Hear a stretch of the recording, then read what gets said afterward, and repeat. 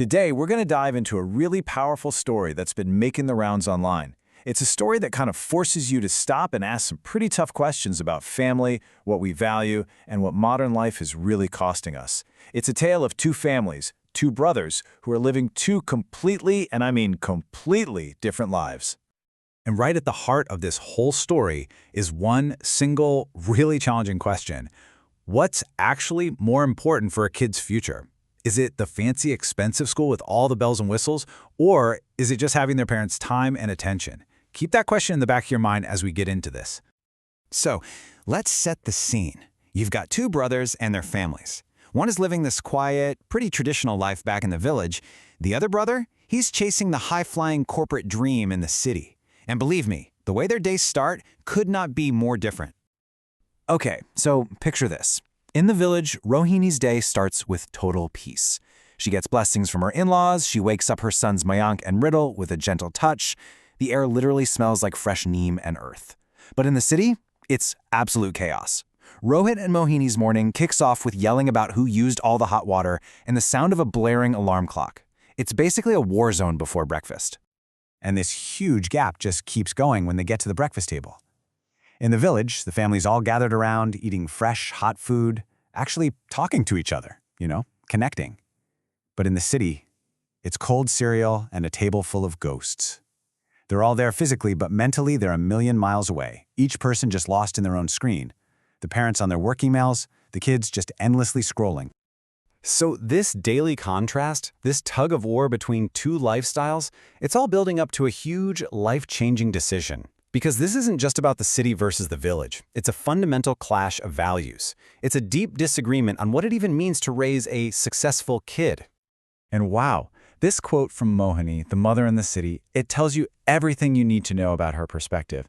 She actually tells her family, "You're raising your kids in the dust of the village, but our children need to become smart."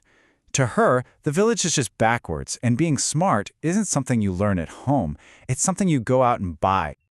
But here's the reality check, right? For all their ambition and money, their kids are really struggling. The school is calling constantly about falling grades and getting into fights. And the parents?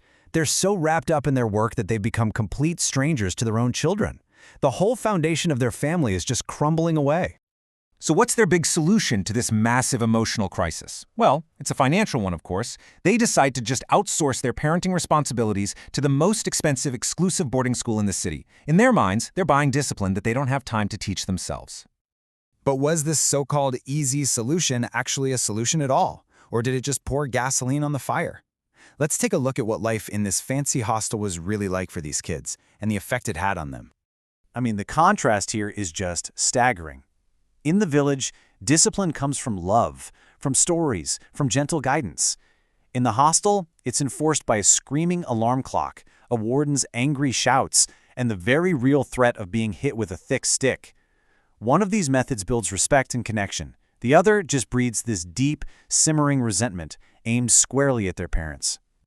And this is the heartbreaking result, straight from the children's mouths.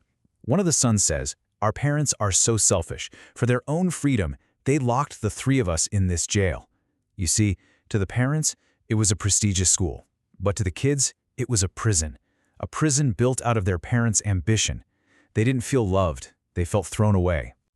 And the damage? Well, it becomes obvious really fast. The kids start picking up all sorts of bad language. They're disrespectful to everyone. They fall in with some older, troubled kids, and they learn this new, dangerous rule for life, that you have to be aggressive and break the rules just to survive.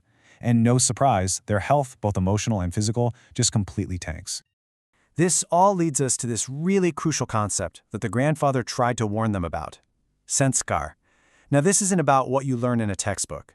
It's the moral and ethical foundation you get from your family. It's not what you learn, it's how you learn to live your life. And as it turned out, that was the one thing these children were absolutely starving for. So, things are at rock bottom. But this is where the story takes a major turn. The situation gets so bad that the family has no choice but to step in, and that sparks this incredible journey back to where it all started, back to their roots. And it all happens in a flash. A family friend calls the grandfather with some really alarming news about the kids. The very next day, the grandfather gives his son this shocking ultimatum. You get those children out of that hostel by sunset, or you can consider me dead. The parents, shaken, go get their kids, and soon after the grandparents arrive and take them back to the village to start the long process of healing. And this part is just genius. This is where the grandmother's wisdom really shines. Instead of giving them a bunch of lectures, she turns it into a game, a challenge to find the keys to a hidden treasure. Now the task seems simple, right? Find a specific spice, find the best spot to watch the sunrise, put water out for the birds. But the real goal was so much deeper. It was about replacing their addiction to screens with a connection to the real world. And you're not going to believe it, but it works. It's like a miracle. Within just 1 week, you start to see this incredible transformation. The kids who showed up bored and defiant, they start to engage. They start to find joy, not in their phones, but in helping out in the kitchen, exploring the fields, and just being with their family. And this amazing turnaround leads to the story's powerful conclusion, where the parents see this miracle happening in the village and are finally forced to rethink what real earning actually means. So the emotional climax hits when Mohini, the mother, comes to visit the village. She's expecting to find her backward family, but instead she sees her kids happy, engaged, and healing. She just breaks down and tells her sister-in-law, "The real education is with you. You have mended my broken children." It's in that moment that the full weight of her mistake just comes crashing down on her. And just like that, her entire definition of wealth completely flips. All that stuff she used to value, the high salary, the corporate ladder, the designer clothes, it's replaced by these new treasures, having time for her kids, sharing stories, eating together as a family, and just having peace at home. And so, in the end, the family finally truly comes together. The children who've learned what real respect feels like from their grandparents, they apologize to their parents. All that resentment and anger just melts away, and it's replaced by understanding and love. The family that was once so fractured by ambition is finally whole again. Which brings us right back to where we started. Is smartness really something you can buy at an expensive school, or is it something that grows from connection, from values, from time spent together? This story seems to argue that maybe we've all become experts at earning a living, but somewhere along the way we've forgotten how to build a life.